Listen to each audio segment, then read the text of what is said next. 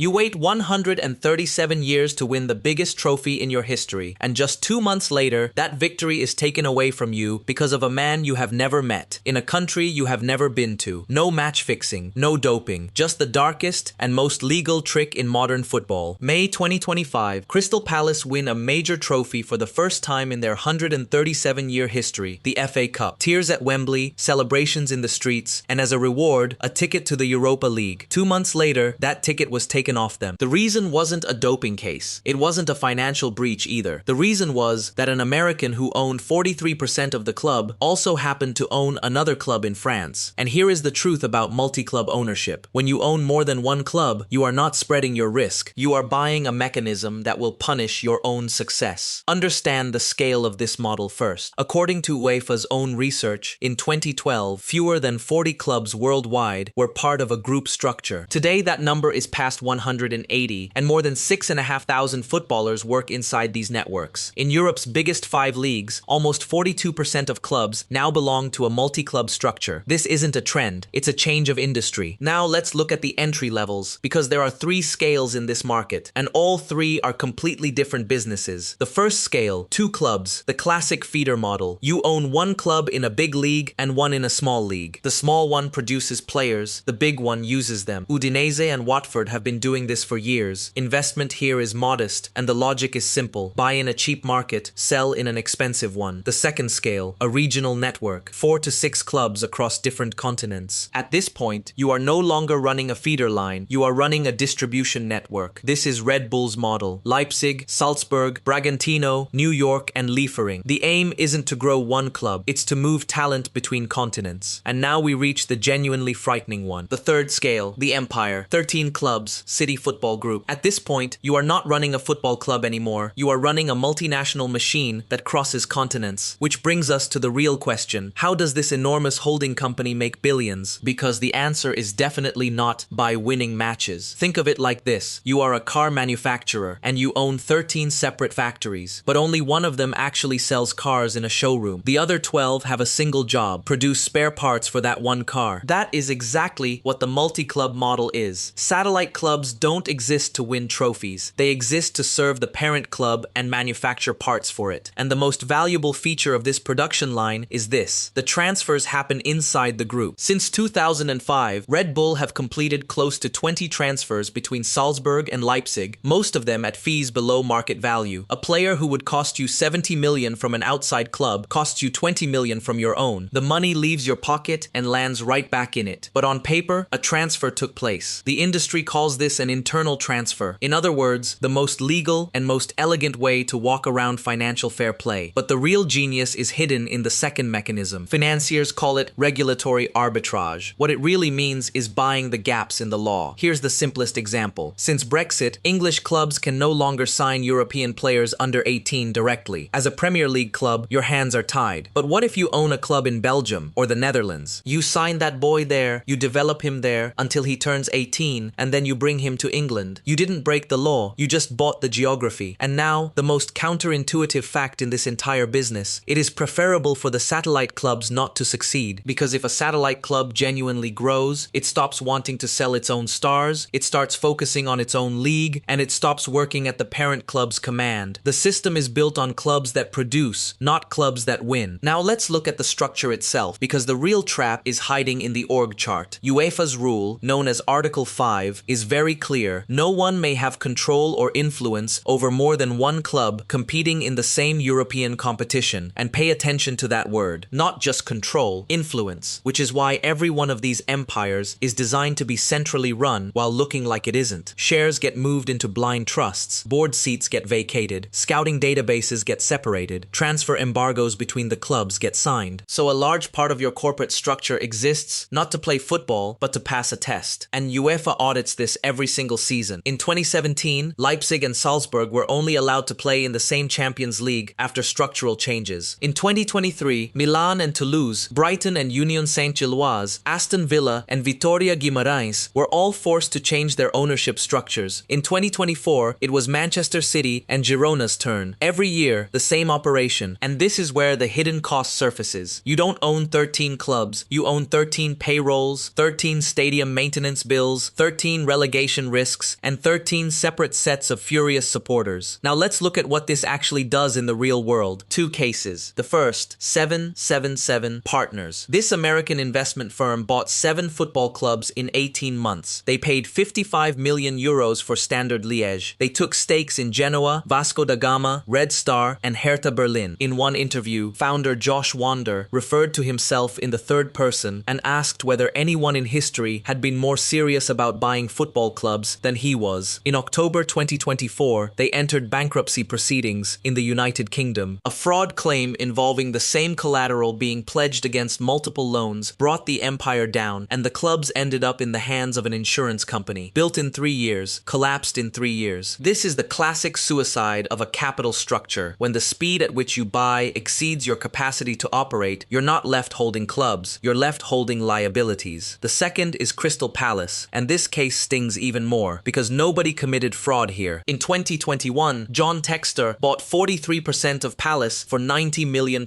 He also owned Lyon. Palace won the FA Cup. Lyon finished 6th in their league and both qualified for the Europa League. UEFA's deadline to resolve any conflict was the 1st of March 2025. On that date, Palace sat 12th in the league with almost no chance of reaching Europe, so they never restructured. Textor sold his shares in June. Too late. Palace were dropped from the Europa League into the Conference League. The difference is roughly £6 million.